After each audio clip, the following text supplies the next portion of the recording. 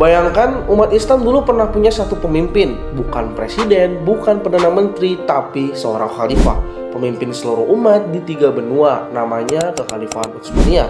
Berdiri selama lebih dari 600 tahun, mereka bukan sekedar negara, tapi peradaban, menguasai Mekah, Madinah, Yerusalem hingga Istanbul. Mata uang mereka juga berlaku dari Balkan hingga Afrika. Pasukan mereka juga ditakuti oleh raja-raja Eropa. Bahkan Napoleon pernah berkata, selama Islam bersatu di satu panji Islam, kami tak akan bisa mengalahkannya. Tapi sayangnya, hari ini sedikit sekali umat Islam yang tahu seperti apa sebenarnya kejayaan itu.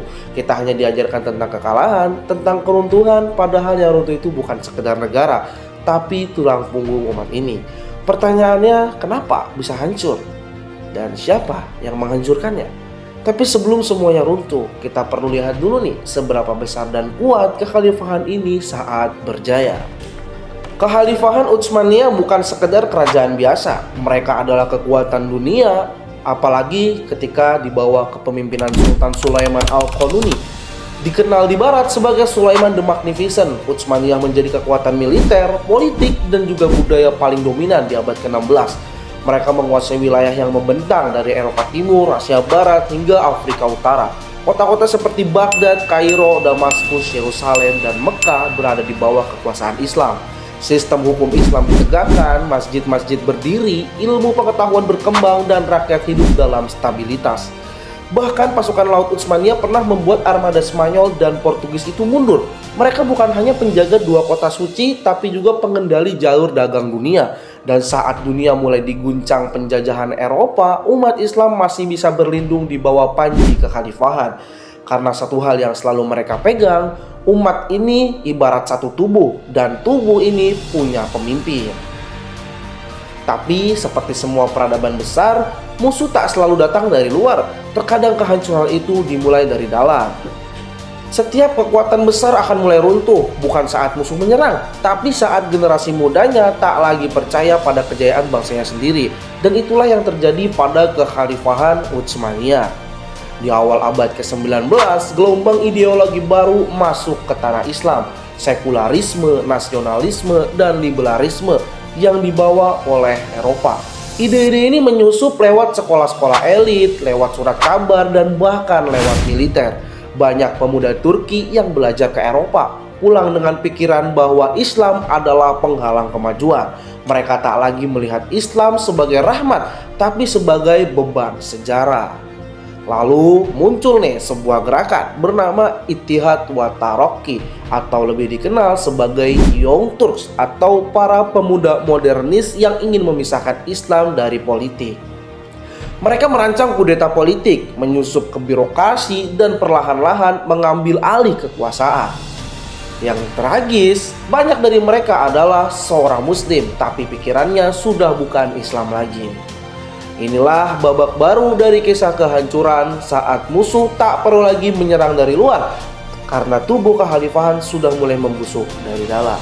Inggris adalah bangsa yang dikenal sebagai rajanya tipu daya nih. Mereka melihat Utsmaniyah sebagai ancaman terhadap ambisi kolonial mereka di Timur Tengah dan juga Asia.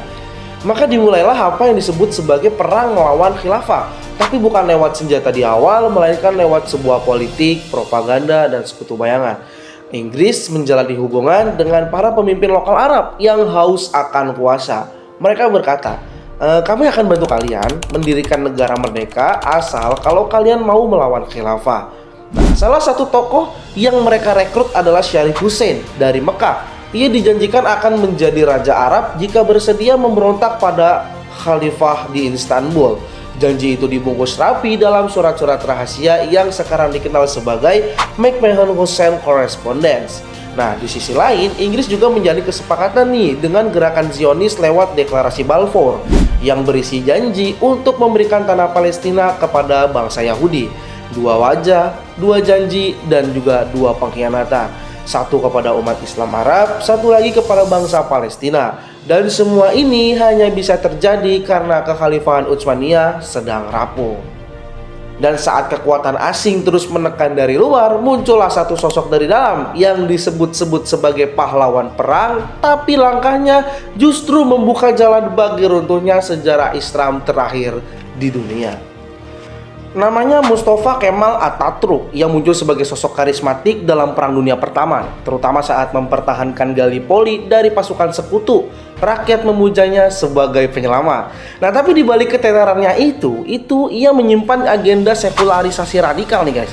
Setelah Utsmaniyah kalah dalam Perang Dunia Pertama dan ibu kota dikuasai, Mustafa Kemal memindahkan pusat kekuasaan ke Ankara dan mulai memotong pengaruh khalifah sedikit demi sedikit. Ia membentuk Majelis Nasional Turki dan memposisikan dirinya sebagai seorang pemimpin. Nah, tahun 1922 jabatan sultan dihapus. Tahun 1924 khilafah resmi dibubarkan. Tak hanya itu, Mustafa Kemal juga melarang pemakaian simbol-simbol Islam, menutup madrasah, menghapus hukum syariat, mengganti huruf Arab menjadi Latin, dan bahkan melarang azan dalam bahasa Arab. Nah, Turki berubah dari negara Islam menjadi negara sekuler barat. Dan umat Islam seluruh dunia terbangun dalam keadaan tak lagi punya pemimpin global. Semua terjadi lewat tangan seseorang yang dulu dipanggil pahlawan, tapi malah menghancurkan Utsmaniyah itu sendiri dari dalam. Setelah khilafah dibubarkan, dunia Islam mengalami masa kekosongan kepemimpinan. Tak ada lagi satu otoritas yang menyatukan umat. Negara-negara muslim yang dulu berada di bawah khilafah kini dipecah-pecah secara paksa oleh kekuatan kolonial. Inggris dan Prancis membagi wilayah timur tengah lewat perjanjian rahasia Sykes-Picot, menciptakan batas-batas negara yang bahkan tak pernah diakui oleh penduduk aslinya. Irak, Suriah, Yordania, Lebanon, Palestina semua dipisah, dijajah dan dimasukkan ke dalam sistem yang bukan dari Islam. Ulama-ulama yang menolak gimana? Ya ditangkap. Rakyat yang memberontak juga dihabisi. Di Mesir, Sudan, India, bahkan Indonesia, gerakan Islam dianggap sebuah radikal dan ditindas. Di saat yang sama, budaya barat mulai masuk lewat pendidikan, hukum, gaya hidup, bahkan bahasa. Umat Islam mulai terpecah, bukan cuma secara geografis, tapi juga secara identitas. Nah, mereka lupa nih bahwa dulunya mereka itu satu umat, satu kepemimpinan, dan satu tujuan. Tapi setelah khilafah hilang, kita mulai saling curiga, saling menjatuhkan, bahkan saling perang. Semua karena satu titik, kita kehilangan pemersatu kita, yaitu khilafah Utsmaniyah. Runtuhnya khilafah mungkin sudah ratusan tahun yang lalu, tapi jejak lukanya masih terasa hingga hari ini. Lihatlah dunia Islam sekarang guys, dipenuhi konflik, perpecahan, dan ketidakpercayaan.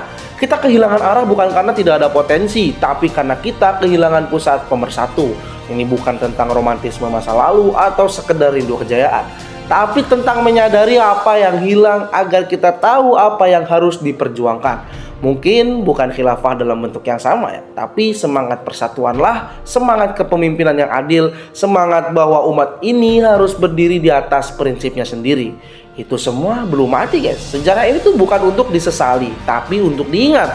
Karena kalau kita lupa, sejarah akan mengulangi dirinya sendiri. Dan kali ini bisa lebih buruk. Maka tugas kita hari ini adalah bukan mencari kambing hitam, tapi belajar menyusun kembali potongan-potongan yang sudah hancur dan bertanya pada diri sendiri, kita mau jadi generasi yang memperbaiki atau mengulang luka yang sama.